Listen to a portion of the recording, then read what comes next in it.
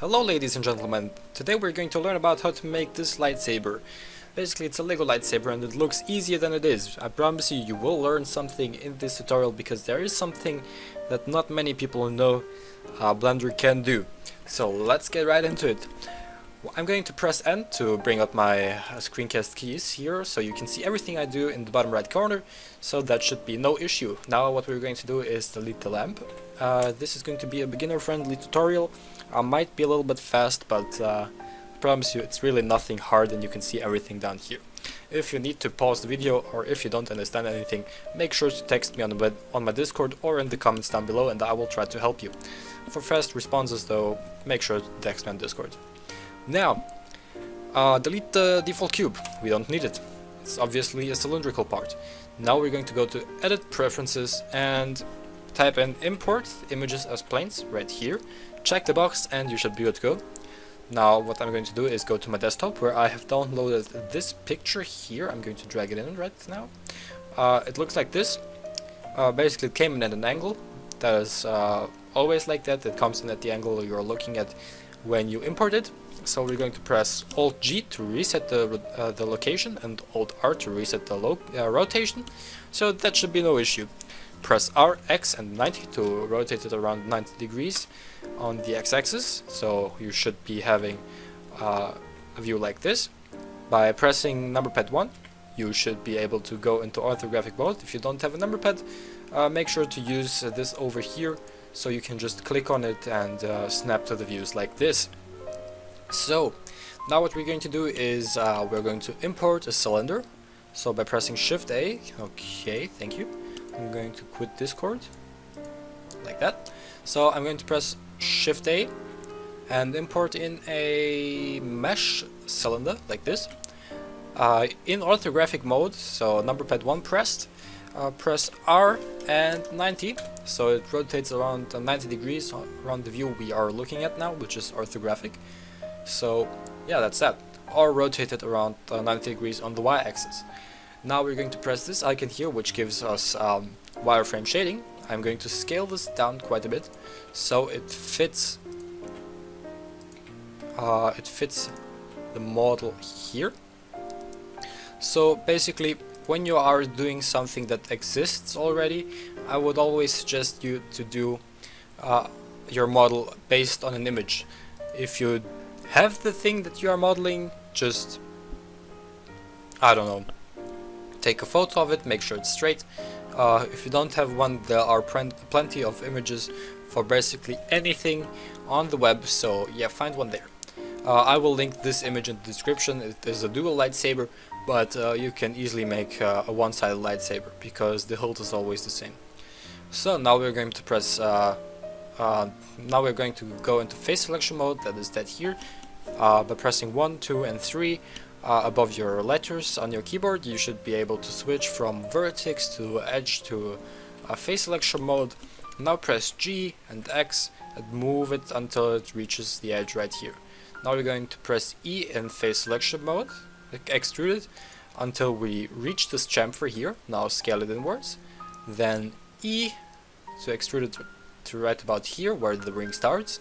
Then E again. Then E again until the other ring starts, then E again until it ends.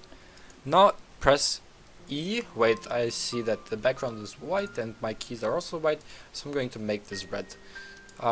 Yes, so press E to extrude it one more time, then E and S to scale it, like so. And I've scaled it a little bit too big, so I'm just going to quickly scale it around the Shift X axis. Basically, if I just press X, so S and X, it will scale around the X axis, and I don't want that. And by scaling around the Shift X axis, so pressing Shift and then X, basically allows me to scale it on every axis but X. So scale it down a bit. Now go into face selection mode again, select this face, press E and S, scale it down a bit, then press E to bring it out like this. And again we can see that it is a little bit too small, so I'm going to just press Alt and Shift right click to select this whole loop here, then S, Shift X again, and then just scale it up a bunch. until it fits. Now basically what we want to do is press Alt and right click here, and basically I've extruded this a bit too far, so I'm just going to press G and X and move it in like so. Now again, face selection mode, Alt click and Alt shift click to select the whole ring here. Then Alt E, extrude faces along normals. Now we can extrude them like this, so we get those rings. And now comes the part that is a little bit tricky, but it shouldn't be an issue. So now what we're going to do is go into number pad 3 view, select this face and delete it, select this face and delete it. Now we are going to choose basically one side of the model which we want, so basically a quarter side. So I'm going to do it like this, just press B and then select everything. On this side, press B and then select everything on this side, and basically now press X and vertices, so only 1/4 of the mesh stays where it is. Now what we want to do is add in a loop cut by pressing Ctrl R, bring it right here, and you should be good to go. Now select one face that you want. I will choose this one, then this one, oops, no, this one and this one.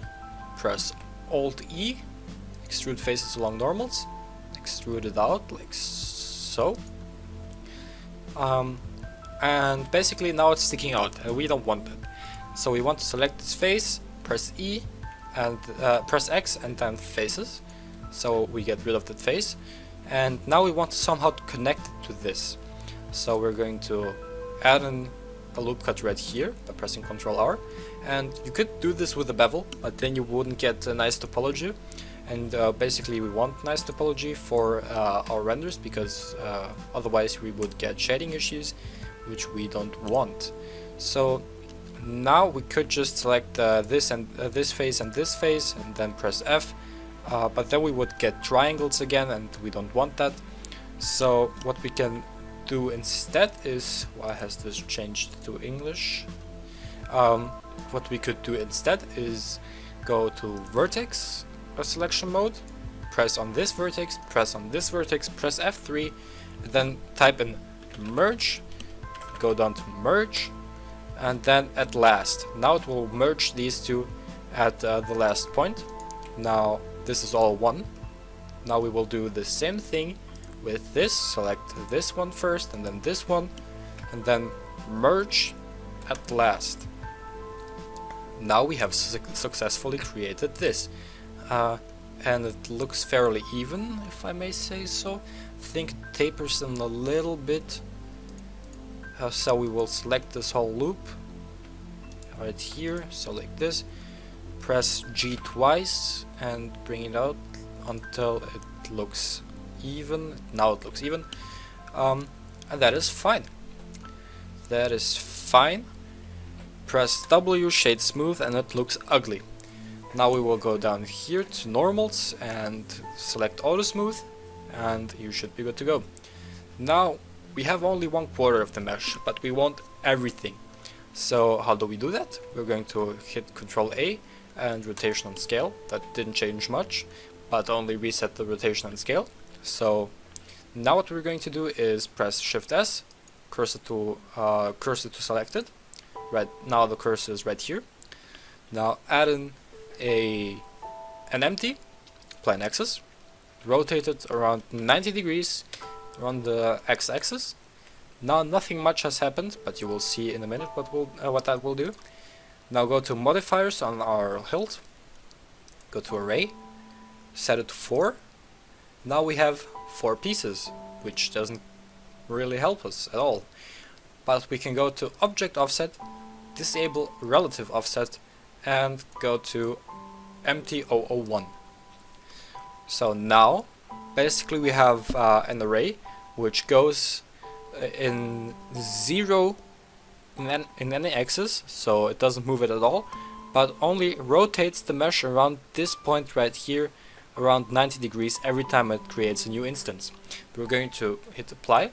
Basically, you can see there is a line going through here that is a clear seam, which we don't want.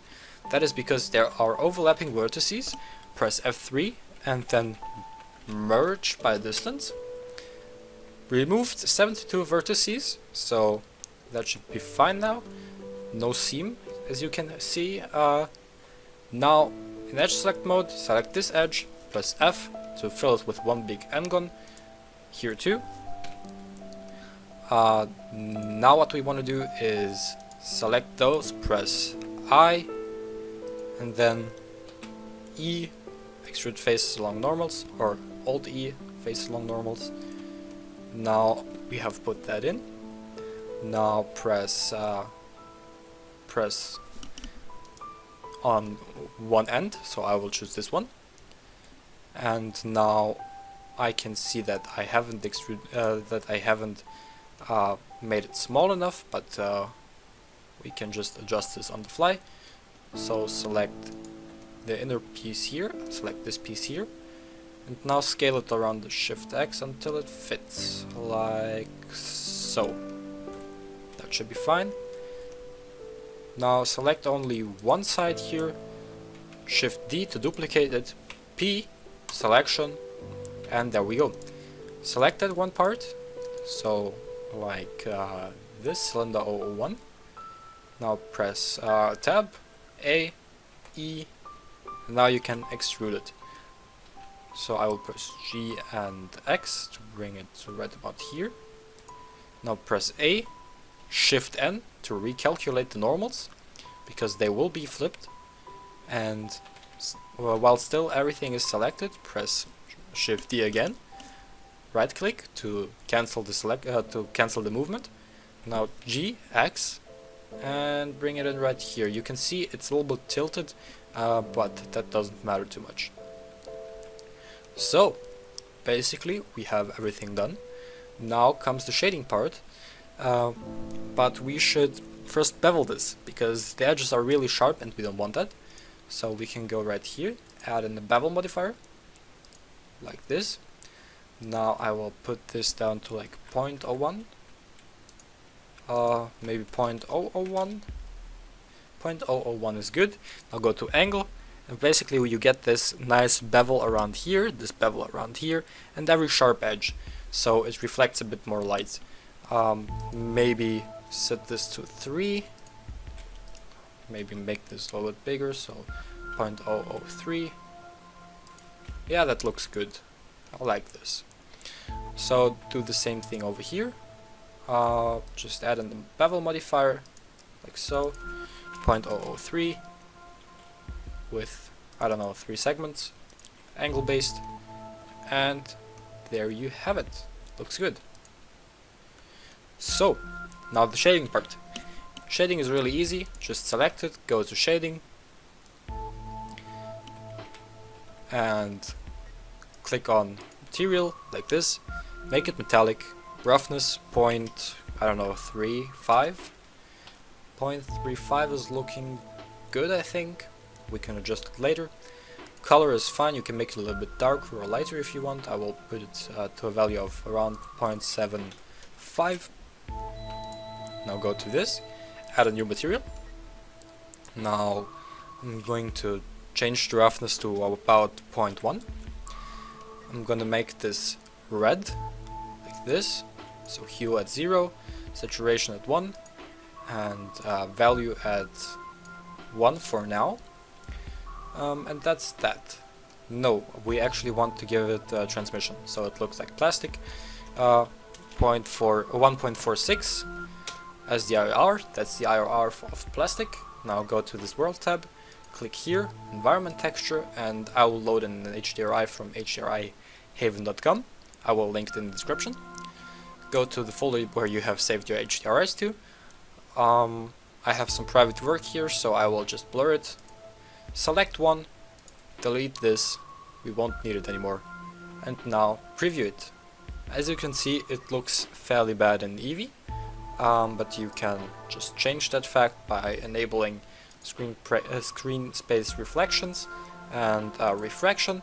which will make it a little bit better. Ambient occlusion, bloom basically will help a little bit, but overall it doesn't look as nice in Eevee as it will look in Cycles. But if you want to, you can do this.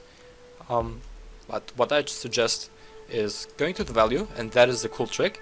Basically this is at a maximum value, but you can see it's still pretty dark, and when I look at it in real life, it is a little brighter. And what we could do is decrease the saturation, but then you will lose saturation, and that is not good.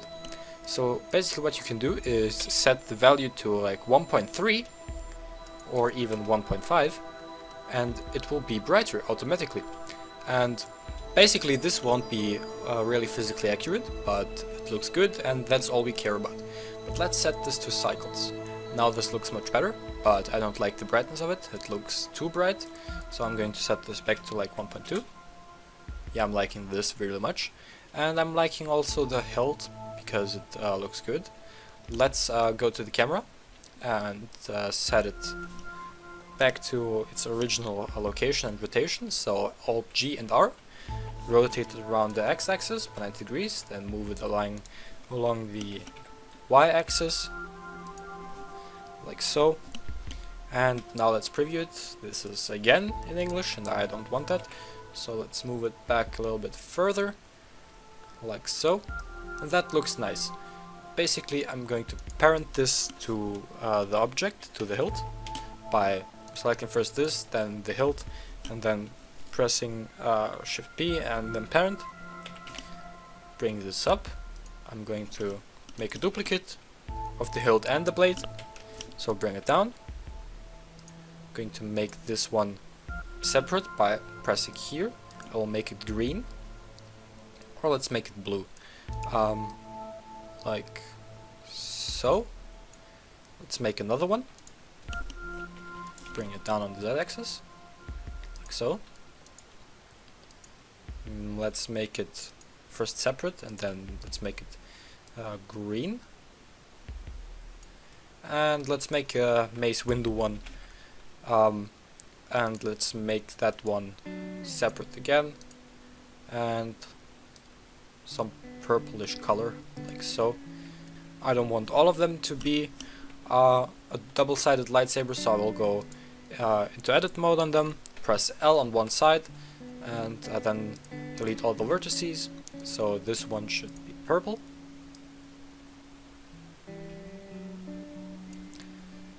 This one should be green, blue, and red.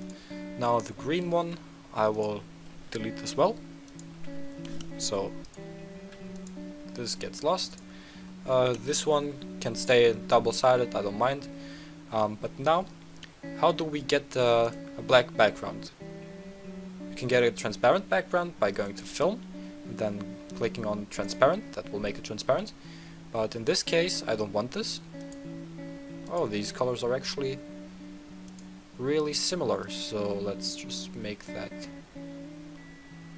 slightly brighter, like this. Maybe like so. Yep, that looks better. We don't want it to be transparent, so let's go into the object. Let's go on the object here, set it to world. Now what we can do is get it in mix RGB, set it in here, add in the light path, is camera ray, set that into the factor, and now everything the camera sees will have this color, so let's make it black.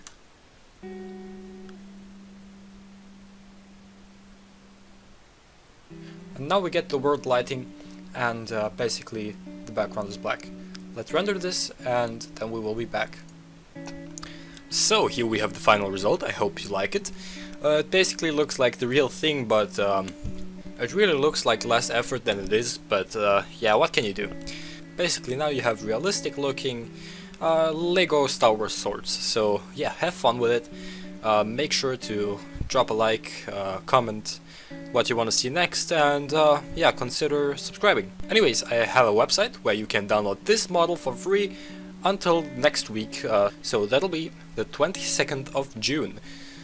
Make sure to download it before the next model comes, because I because I upload one model every week that you can download and look at and basically do what you want with it, except yeah, sell it. So yeah, we will see each other. Bye.